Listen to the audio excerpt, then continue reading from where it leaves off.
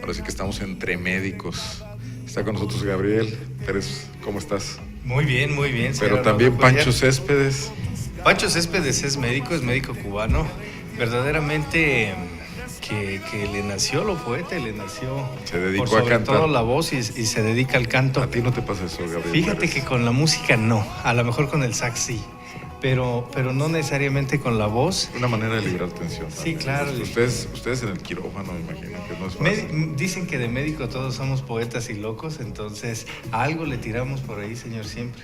Estamos oyendo este disco de Pancho Céspedes, que es su antología del 2004. Pero en ese momento me dice Gabriel Pérez Corona, también es doctor, es colega, es cosas así que no sabía yo. Es colega de esos clinicazos que se tienen en La Habana, en Cuba, y él... A donde iban a estudiar muchos claro, médicos de toda América Latina. ¿No? Y siguen yendo, fíjate, siguen yendo a las especialidades, sobre todo a las quirúrgicas. Ellos están muy avanzados en toda esta cuestión de cirugía cardíaca y demás. Colombia, Brasil y demás tienen muchísimo contacto con ellos. Hugo Chávez.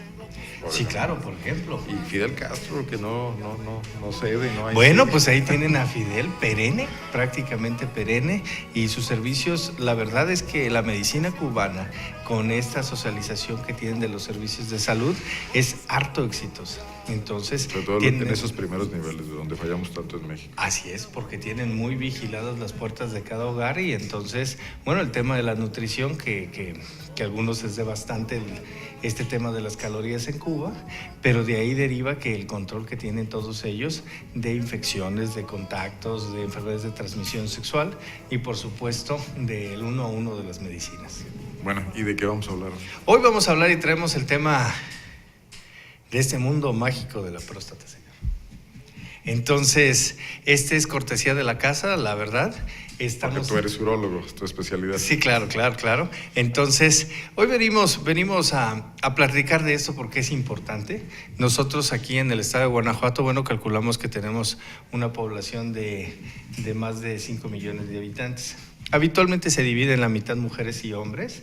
Y cuando tú les haces en un triage, esto se ha corroborado ya en los Estados Unidos y en Latinoamérica, de antígeno prostático específico, que es una molécula que está en sangre, se descubre en el suero, y entonces esto pertenece a una razón de tipo preventivo en cuanto a localización de cáncer de próstata. Este antígeno prostático te da en poblaciones abiertas habitualmente un 25% de detección. ¿Presencia de antígeno prostático? Así es, en suero, en sangre. O sea, independientemente de edades de los individuos. A partir de los 40 años, en Estados Unidos y en Europa están... O sea, uno de cada cuatro hombres mayores de 40 años te suele salir positivo. Muy bien. Entonces, es por eso que las campañas que pueden llegar a ser, pensando tan atrevidas, de cáncer de próstata, te pueden resultar carísimas. Porque entonces estamos hablando que el grueso de la población, hablando del estado, por ejemplo, estaríamos tentativamente encontrando 400,000 personas aproximadamente positivos para cáncer de próstata en más de 40 años. Sí, somos 2,5 millones de hombres. Bueno, pero no todos mayores de 40, ¿no? El 70% jóvenes, entonces nos restan aproximadamente 800,000 personas, más o menos por 1 millón de habitantes, que sean en este rango etario. 200,000 podrían entrar. 200,000. A ver, pero la gran pregunta, ¿estamos yendo los hombres a hacernos los exámenes? Ese es a el detectar tema. A tiempo esto. Ese es el tema. No hemos doblado aún en la población el acercamiento de la sociedad civil. Es más exitosa las campañas, por ejemplo, para detectar el cáncer de mama, no, lejos, el cervicuterino, lejos, el de próstata. Sí, claro que sí. Nosotros hicimos un estudio en un hospital de concentración hace unos que serán 3 años, y bueno, se resultaron positivos y acercamiento de 300 personas. Pero, ¿qué quiero decir? No es fácil. Todavía la costumbre machista de el pensamiento de penetrar digitalmente por el médico la fase del ano y entonces tocar la próstata, a esto se le tiene un miedo increíble. Pareciera como miedo, si tuviera... pena o desconocimiento, prejuicio. Es una ensalada de todo, ¿no? Pero, ¿y la prueba del antígeno prostático es más socorrida? Es más socorrida, aunque aún distante. O sea, per se, la revisión para próstata, ya sea benigna o maligna, el varón no acude. Tiene todos estos sentimientos que tú dices y mencionas, y entonces nos quedamos cortos los servicios médicos. Pero hay que acercarse, los médicos tenemos que hacer aún mayor interés en esto, porque la realidad es que sí devasta económicamente. Antes de entrar al tema de cómo estar atento y prevenido y qué hay que hacer, platícame lo siguiente.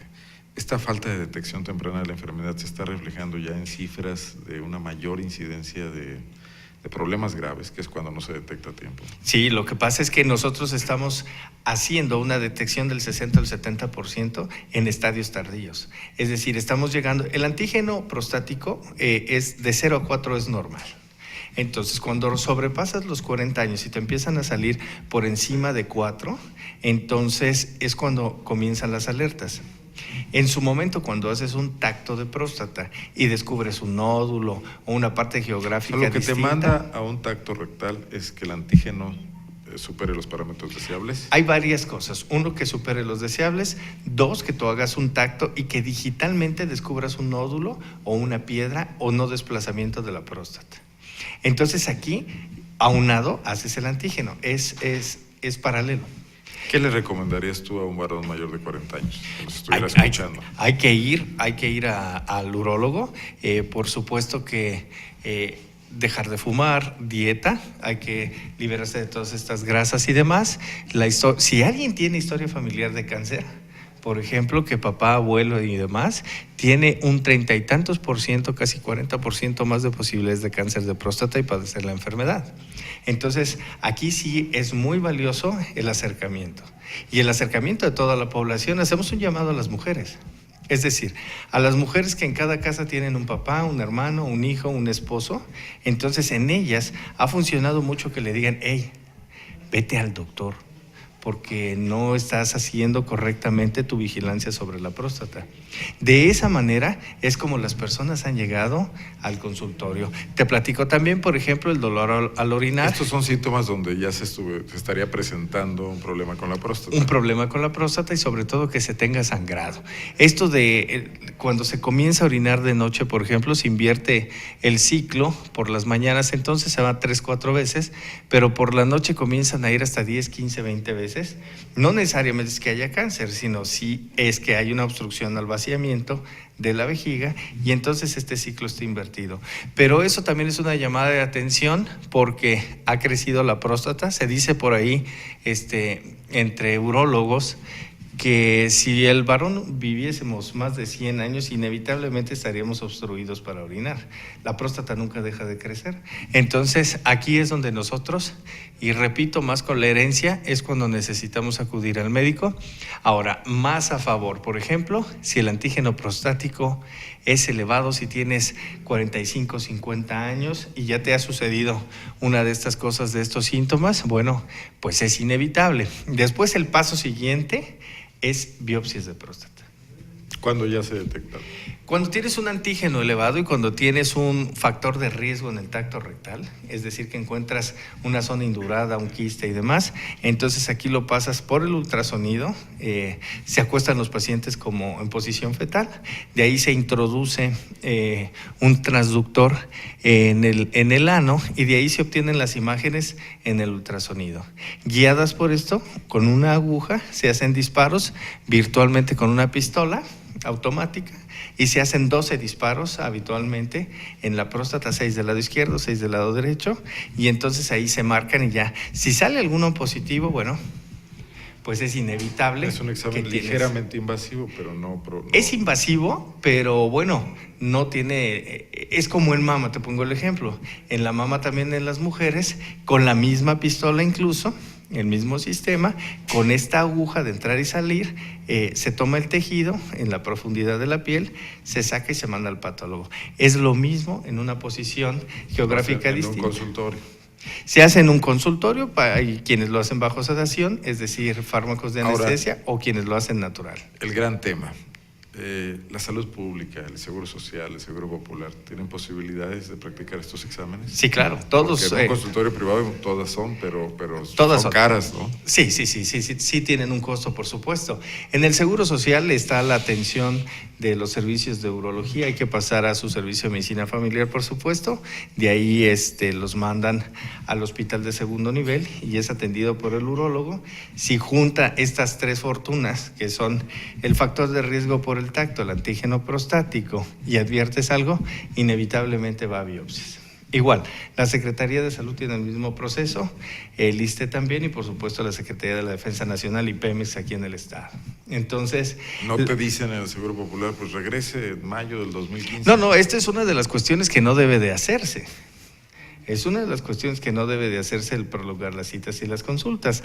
Pero sí pasa. Por supuesto, o sea, pasa porque, bueno, pues los servicios están ahorita agobiados y entonces, bueno, pues eso sí merece una especial atención y por supuesto también calificar a estas enfermedades en un buen sedazo para que esto llegue pronto y expedito a su consulta y a su resultado. Muy bien, bueno, pues está ahí la próstata, pero déjame preguntarte rápidamente, ¿hay o no hay motivo de alarma con la influenza? ¿Hay mucha inquietud en la sociedad?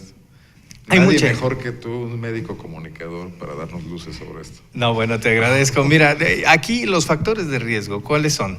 Las etapas donde están los ancianos, los niños y, por supuesto, lo único que nos detiene es la vacunación.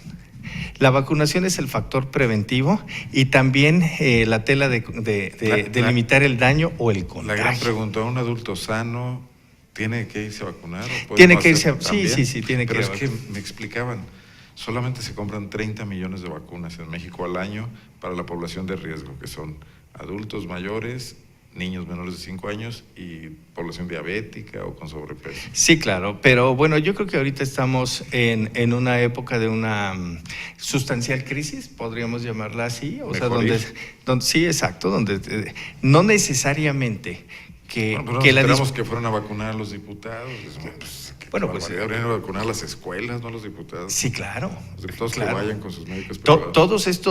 Todas estas reuniones humanas de conjunto, llámesele las que tú quieras, centros deportivos, centros sociales. Si los diputados tienen para comprar gel de esperma de tiburón, pues que compren la vacuna. Que la gratuita se la dejen a los será de salmón.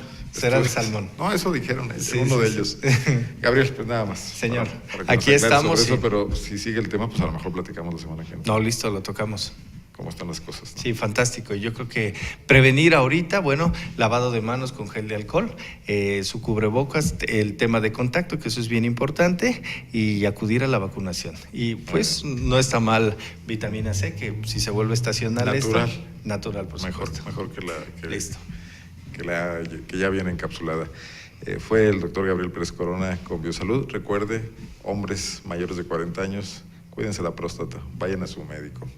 Regresamos, gracias.